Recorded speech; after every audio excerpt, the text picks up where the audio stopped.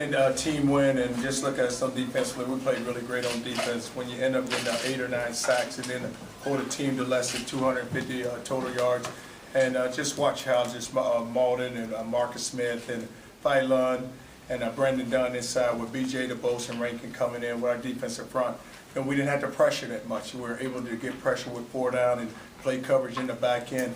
And it was just fun to watch that game and just watch how aggressive we were and to watch our defensive staff the way they called it. Offensively, we had many opportunities. You know, when you look at us in the red zone, and I'll say this, we missed number 9. You know, we had some opportunities in the red zone, didn't score. I had a field goal block, but we're gonna get that straight. And offensively, you know, we ended up with over 400 yards, and just watch it. And I said our team, you know, this is a great team victory. And we know this now. With this one down, we got one next week, and it's going to be a little tougher than what it was tonight.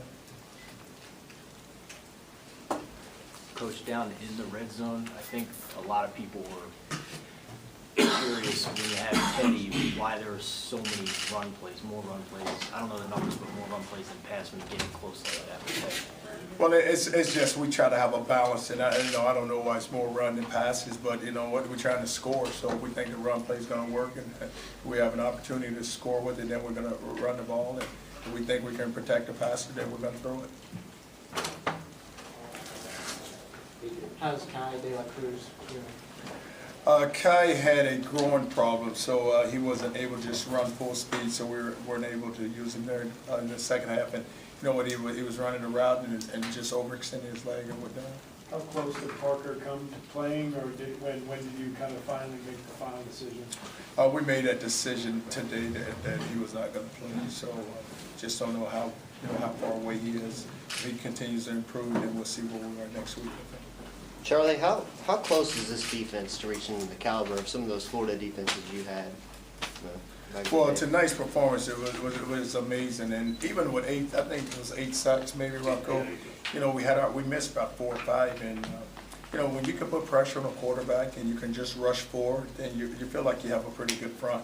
And I keep saying this, I think Marcus Smith and Malden playing the outside are two of the best defensive ends in the country because they can rush the passer.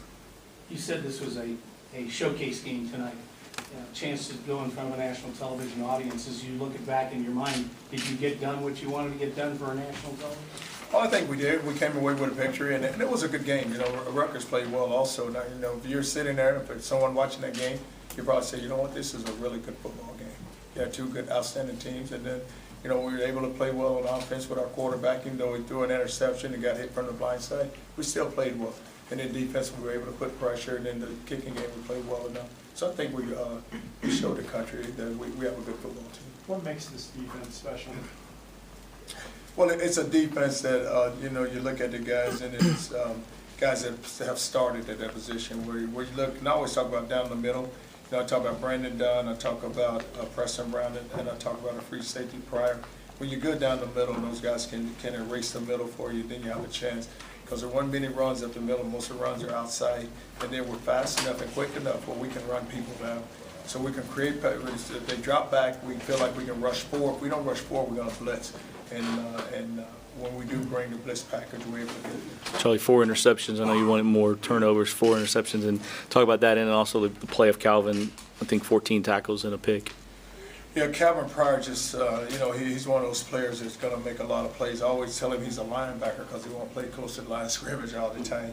But the 4 interceptions were big because, you know, the one with T. Floyd were able to get off the field, and then you look at the one on our sideline that Calvin Pryor made, what was an unbelievable one. Because I thought T. Floyd was going to turn around and catch it, and Calvin broke on the ball. And Burgess, I said to Burgess right before he intercepted that ball, I told him, I said, listen, he's going to throw you the ball. And then he ended up throwing him. Not that I know that, okay? So I'm not saying I know that. Whoa. Before we huddled up, I said, okay, Burgess, he's going to throw you the football. And he throws it to him, and an offensive lineman ended up running him down. But it's just fun to watch. It was fun to watch tonight.